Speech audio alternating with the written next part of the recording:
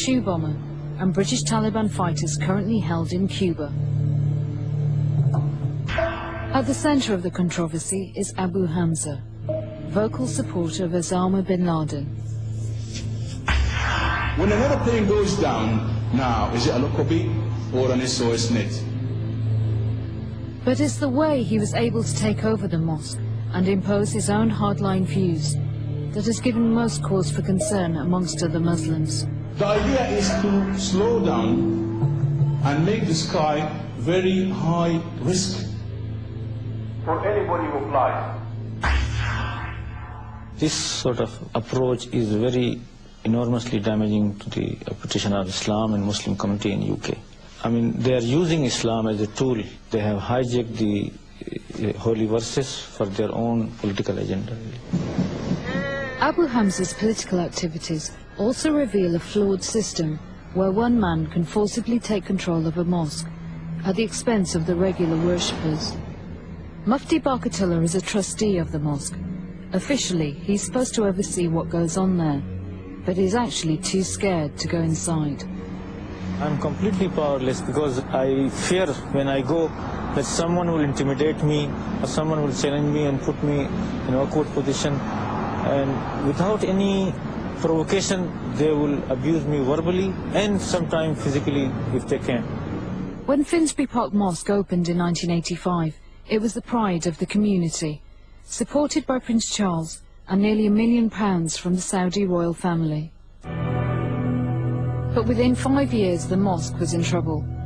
Civil war had broken out on the committee, so strange as it now seems, the charismatic Abu Hamza was invited to sort things out. He came as a go-between, but he gradually elevated himself to the Lord and King of the mosque.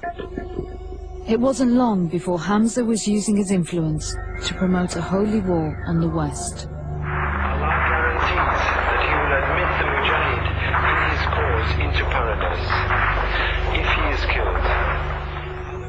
Alarmed, the trustees, as guarantors of the mosque's integrity, tried to challenge the way Hamza was running things with a court injunction.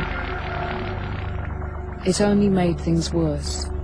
At that point, Abu Hamza became extremely violent.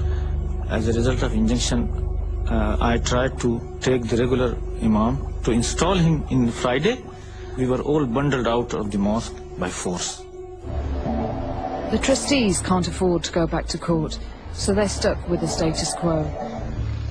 It's unclear who's legally in charge here, but in reality, Abu Hamza controls the mosque. I mean, since that time, he has been, behaving differently. He's sometimes threatening the trust, holding them as a hostage, sometimes being very conciliatory. With no outside religious body able to impose order, the mosque has fallen into disrepair, a far cry from its lavish beginnings. The building is running down as a derelict, and the level of services and the facilities are going down, and it's smelly and filthy mosque really. On an autumn evening 4 years ago, the family's 7-year-old daughter returned home from her daily lesson learning the Quran at the local mosque. When my daughter came home from the mosque, she went straight upstairs, washing her hands and crying. She wouldn't eat and she was just constantly washing her hand. She said, "Mummy, I need to tell you something."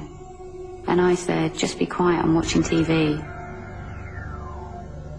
And then she told me.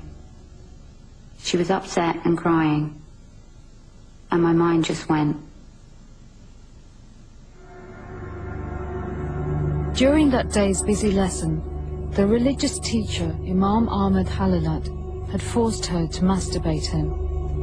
I never believed priests could be like this, or be bad people. I spoke to my husband and said, "Look, this is what my daughters are saying." And he said, "No, it's not, it couldn't be right." We just sat on the bed all night. We just didn't know what to do. We couldn't sleep, just talking it through, We kept asking ourselves, what's happening to us? Why did this happen to us?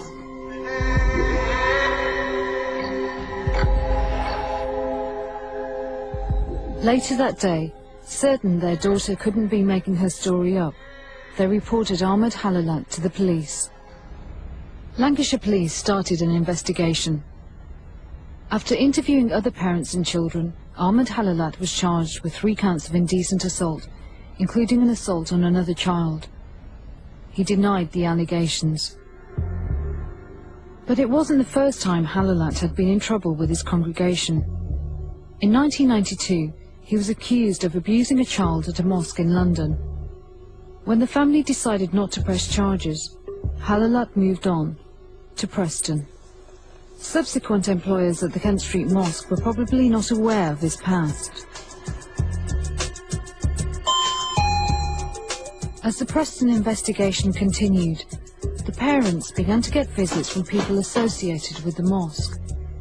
They said the case would bring shame on the mosque and the local community.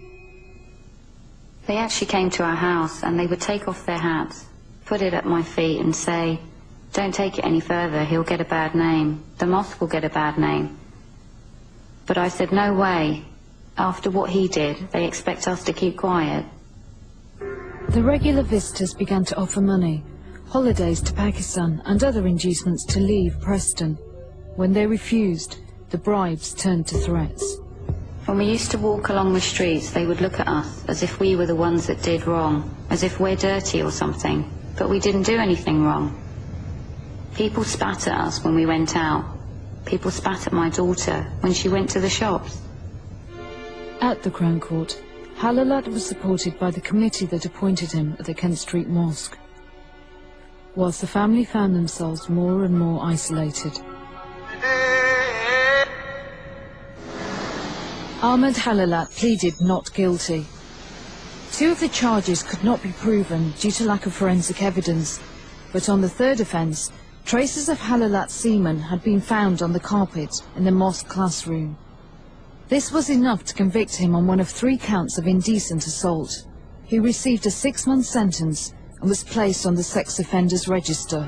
4 years on, the family is still finding life in their hometown difficult.